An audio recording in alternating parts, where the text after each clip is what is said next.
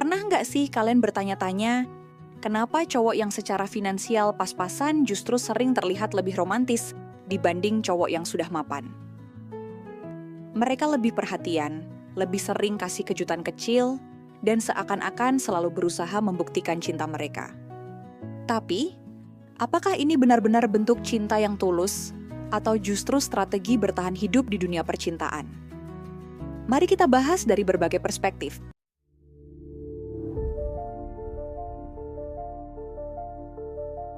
Romantis bukan sekadar soal perasaan, tapi juga bisa menjadi mekanisme bertahan hidup.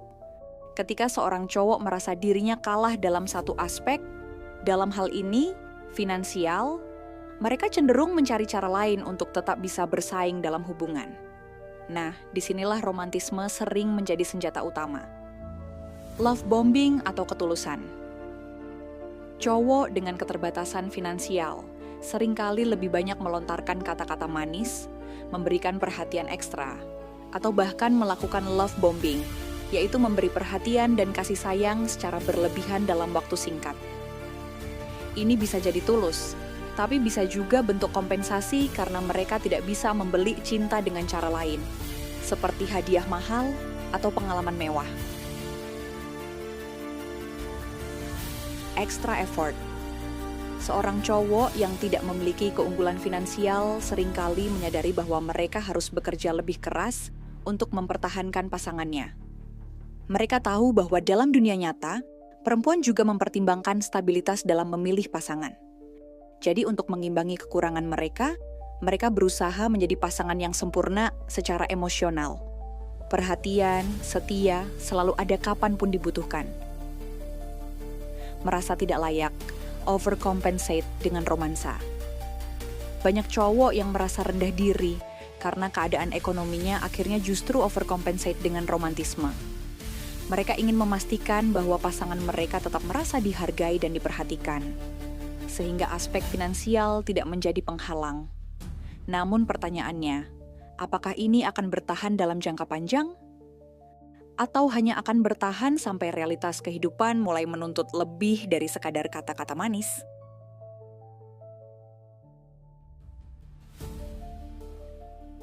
Salah satu alasan kenapa cowok yang struggling dalam keuangan sering terlihat lebih romantis adalah karena mereka harus lebih kreatif dalam menunjukkan kasih sayang. Tapi, apakah romansa bisa benar-benar menggantikan kestabilan finansial dalam hubungan? Kreativitas tanpa uang. Cowok yang nggak punya banyak uang seringkali harus lebih kreatif dalam mengekspresikan cinta.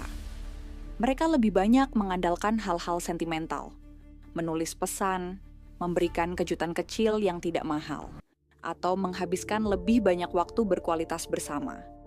Ini bisa terasa sangat manis, tapi pada akhirnya, apakah cukup untuk membangun masa depan yang stabil?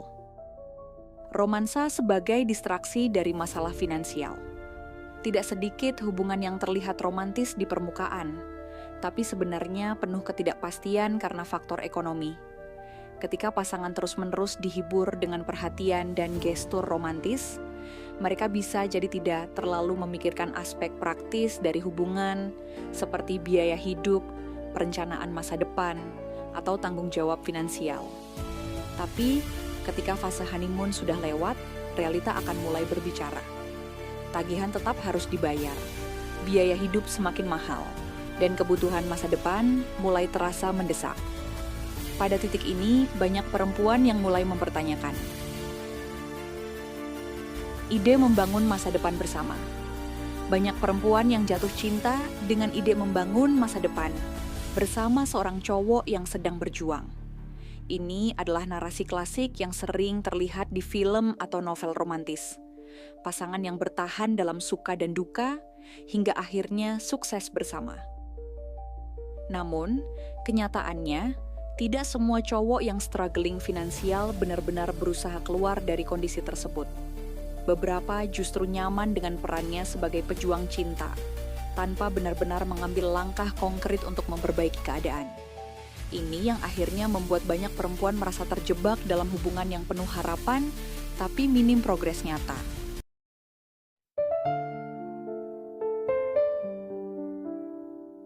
Romantisme yang berlebihan tidak selalu berarti ketulusan.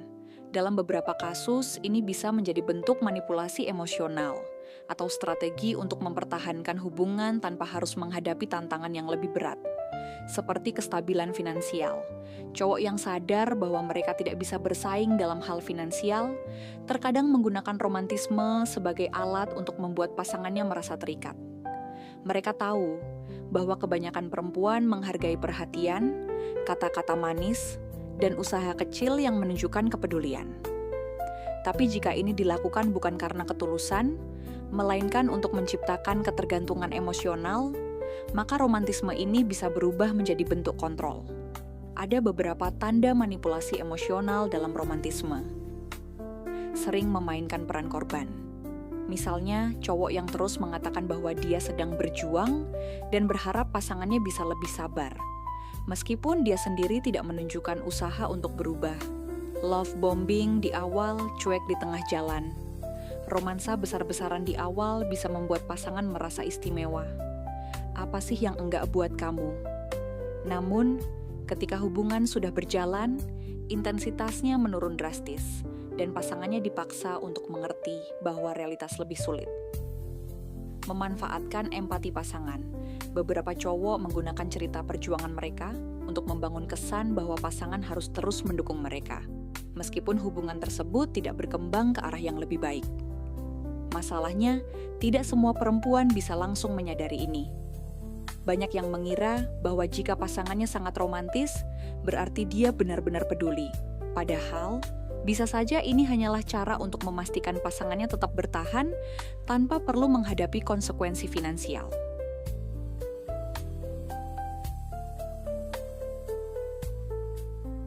Seringkali ada anggapan bahwa cowok kaya atau high value kurang romantis dibanding cowok yang secara finansial lebih pas-pasan.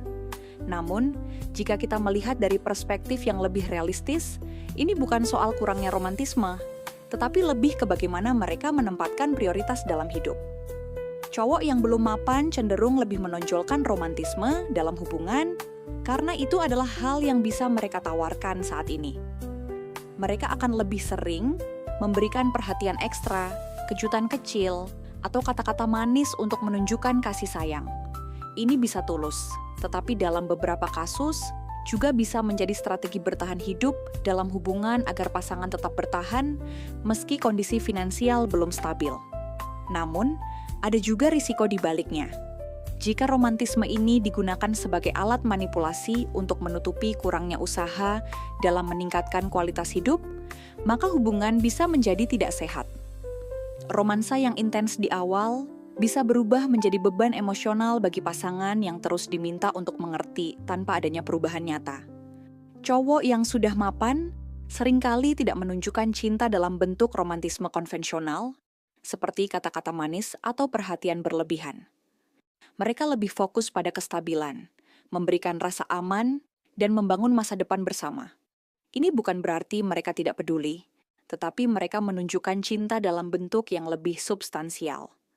Dengan kata lain, cowok high value tidak kurang romantis. Mereka hanya menunjukkan cinta dengan cara yang berbeda, lebih substansial dan berorientasi pada masa depan, dibandingkan sekadar gestur-gestur romantis yang bersifat sementara. Fenomena cowok miskin lebih romantis memang nyata, tetapi tidak bisa digeneralisasi sepenuhnya. Ada yang benar-benar tulus karena mereka menghargai pasangan mereka dan ingin menunjukkan rasa cinta dengan cara terbaik yang mereka bisa.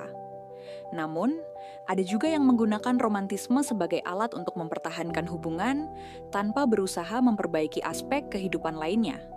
Di sisi lain, cowok kaya atau high value seringkali dianggap kurang romantis. Padahal mereka hanya menunjukkan cinta dengan cara yang berbeda. Stabilitas, tanggung jawab, dan kesediaan untuk membangun masa depan bersama juga bisa menjadi bentuk cinta yang tidak kalah berharga dibanding sekadar kata-kata manis atau kejutan romantis. Jadi, pertanyaannya bukan hanya tentang siapa yang lebih romantis, tetapi juga bagaimana seseorang menunjukkan dan membuktikan cintanya dalam jangka panjang. Pada akhirnya, setiap orang berhak memilih pasangan berdasarkan apa yang mereka anggap lebih penting dalam hubungan. romantisme yang intens atau kestabilan yang bisa diandalkan. Bagaimana menurut kalian? Apakah romantisme lebih penting daripada kestabilan? Atau justru keseimbangan antara keduanya yang ideal?